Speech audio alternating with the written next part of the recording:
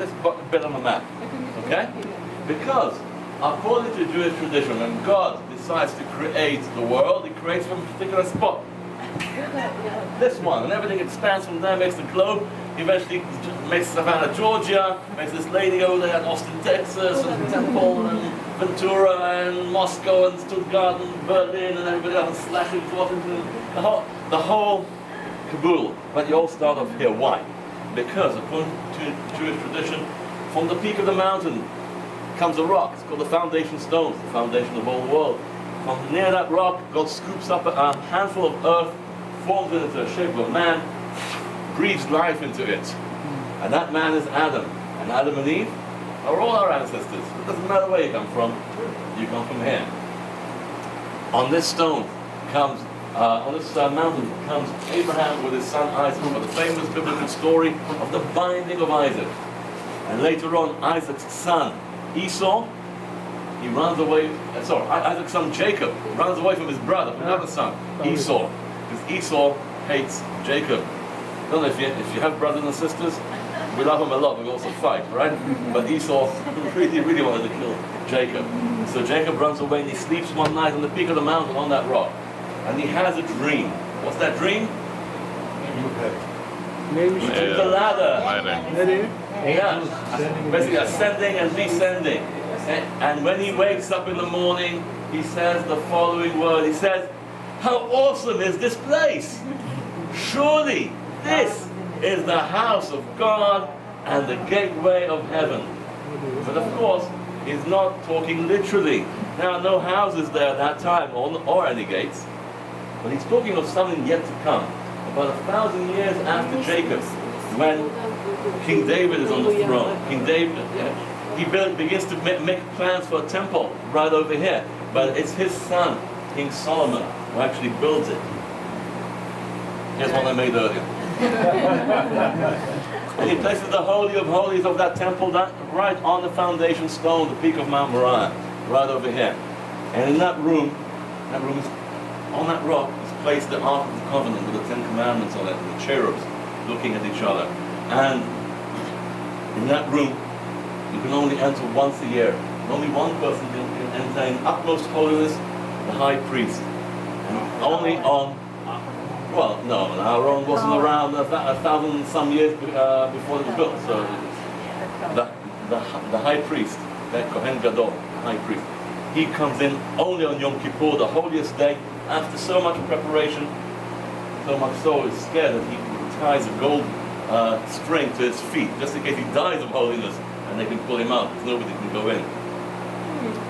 That temple, that first temple, Solomon's great temple, lasts for just over 400 years.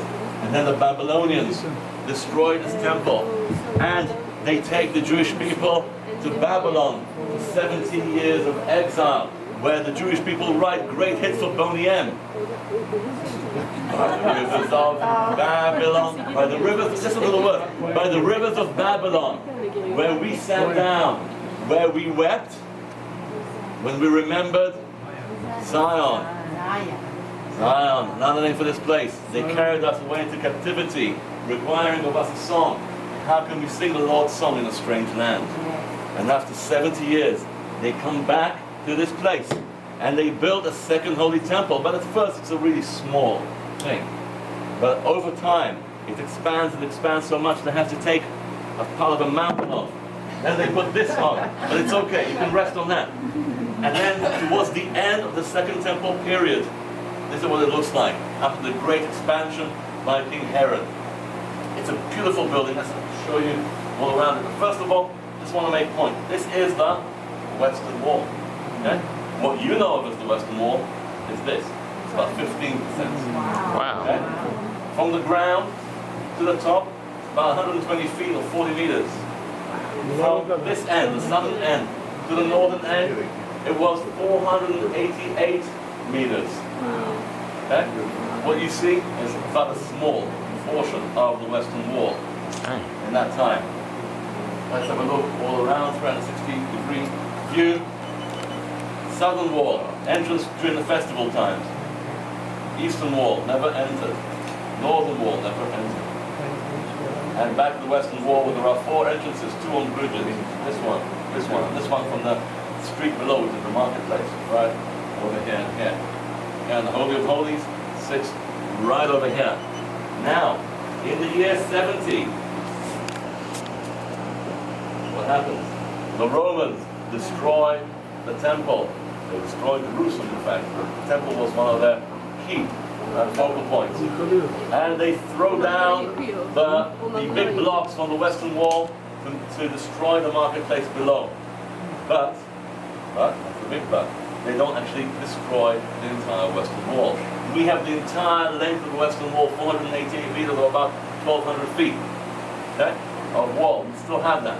What we don't have is the height. We have about half the height today. Where are we?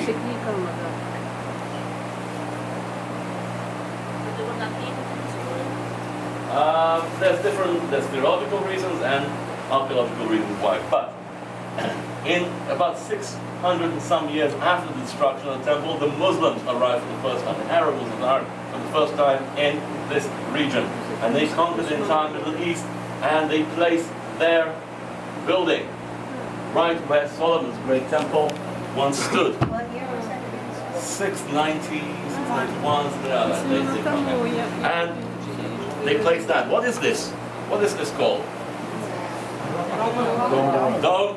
You got to say it properly. Dome of the rock. Because it's not the dome that's important. It's the rock, the foundation stone. Okay? Dome of the rock. Okay? Where the Holy of Holies once stood. Over the centuries, in particular the past 500-600 years, various rulers built across to the western wall, completely hiding the western wall. Like it is today, except there were a few buildings over here. In 1967, when Jerusalem was reunified, some of these old buildings were derelict, they were destroyed. Now you see the western wall as you see it from outside. Where are we? Under these buildings, right over here.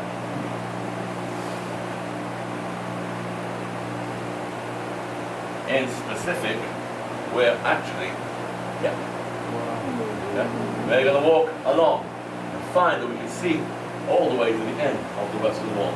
In that time, I hope you'll appreciate what the western wall is, what it symbolizes, and you'll have a clearer vision of Jerusalem and what it means for us and for you. Okay? Any questions right this moment? No more questions? Excellent. So